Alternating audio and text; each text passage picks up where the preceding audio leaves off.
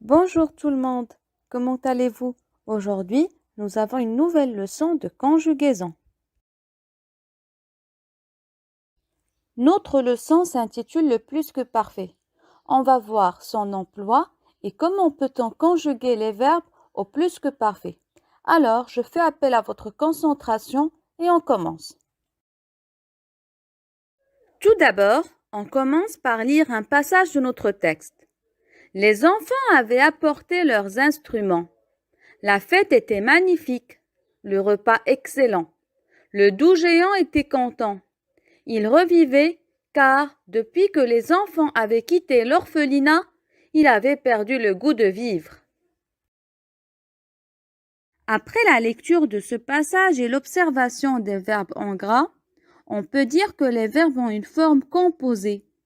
Composée de l'auxiliaire être ou avoir, plus le participe passé du verbe conjugué. On prend un exemple du texte. Avait apporté, c'est le verbe apporter conjugué au plus que parfait. Et aussi que c'est un temps du passé. On l'utilise lors d'une narration pour exposer des faits passés. Vous allez me dire c'est le passé composé. Puisque c'est un temps composé, il sert à raconter. Figurez-vous que non. Prenons de plus près le verbe vu précédemment. Et si on observe bien l'auxiliaire, ce dernier est conjugué à l'imparfait de l'indicatif et non pas au présent de l'indicatif. De plus, le plus que parfait sert à indiquer une action qui a eu lieu avant une autre passée. Ce point-là, on va le voir dans un instant lors du volet de l'emploi. Je vous suggère quelques exemples de verbes conjugués dans les deux temps, le passé composé et le plus que parfait, pour illustrer ce qu'on vient de voir. Premier exemple, nous avions porté. Comme vous voyez, l'auxiliaire est utilisé à l'imparfait. Alors automatiquement, le temps de conjugaison est le plus que parfait. Et c'est le verbe porter.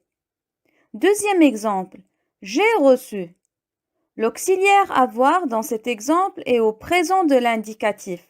Alors ce temps en conséquent est le passé composé. Et c'est le verbe recevoir. On passe au troisième et dernier exemple. Ils étaient revenus. L'auxiliaire être est utilisé à l'imparfait. Oui, effectivement, c'est le plus que parfait. Le verbe ici est revenir. Après avoir fait la différence entre ces deux temps composés, il est nécessaire de faire un rappel des deux auxiliaires conjugués à l'imparfait de l'indicatif. L'auxiliaire avoir. J'avais, tu avais, il, elle avait, AIT, nous avions, vous aviez, il, elle avec S, avait, AIENT. L'auxiliaire être. J'étais, tu étais, il, elle était, nous étions, vous étiez, il, elle avec S était, AIENT. Voyons la conjugaison de quelques verbes au plus que parfait. Il faut préciser que le choix de l'auxiliaire être ou avoir se fait comme pour le passé composé. On commence par le verbe manger. J'avais mangé, tu avais mangé, il avait mangé, elle avait mangé. Nous avions mangé, vous aviez mangé, ils avaient mangé, elles avaient mangé. Deuxième verbe, le verbe aller. C'est un verbe qui se conjugue avec l'auxiliaire être.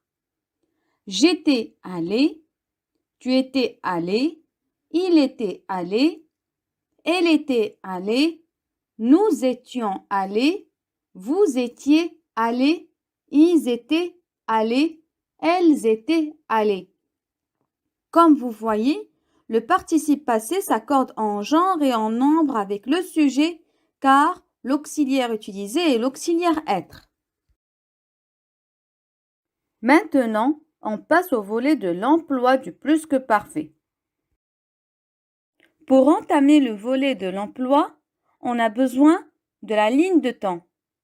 Nous connaissons déjà que le passé composé représente une action accomplie passée alors que l'imparfait est utilisé pour illustrer une action continue au passé. Maintenant, il nous faut trouver la place du plus que parfait sur cette ligne. En fait, on se sert du plus que parfait pour exprimer un fait passé antérieur à un autre fait passé. C'est ce qu'on appelle l'antériorité. Donc, nous plaçons le plus que parfait derrière le passé composé et l'imparfait. Parce que, comme je l'ai dit tout à l'heure, ce temps sert à indiquer une action qui a eu lieu avant une autre action passée. Considérons l'exemple suivant. Ce matin, j'ai mangé le gâteau que tu avais préparé hier. Dans cette phrase, nous avons deux actions passées. Et manger au passé composé et avait préparé une action exprimée au plus que parfait parce qu'il s'agit d'une action qui a eu lieu avant l'action de manger le gâteau. D'abord, le gâteau est préparé, puis la deuxième action est de le manger. Cet emploi est l'emploi le plus répandu du plus que parfait. Donc, une fois qu'on a dans une phrase une action qui est antérieure par rapport à une autre action passée, il faut employer le plus que parfait. Maintenant qu'on a vu la formation et l'emploi, on passe à l'entraînement. La consigne est la suivante. Conjugue les verbes au plus que parfait. La première phrase. Les scientifiques, le verbe refaire, l'expérience 3 fois.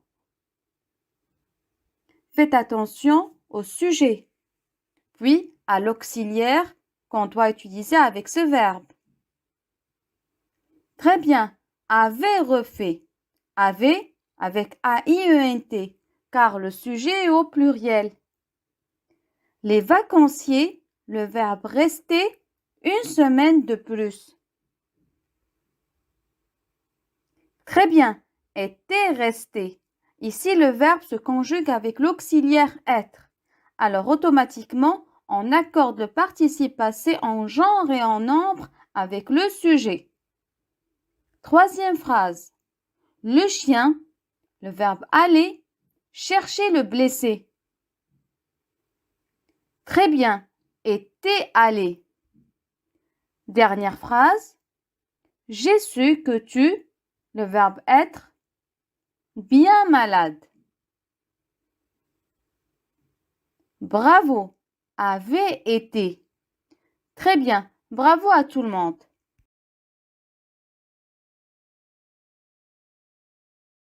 Voilà, c'est la fin de notre leçon. On passe maintenant aux exercices. Je vous dis à bientôt et merci pour votre concentration.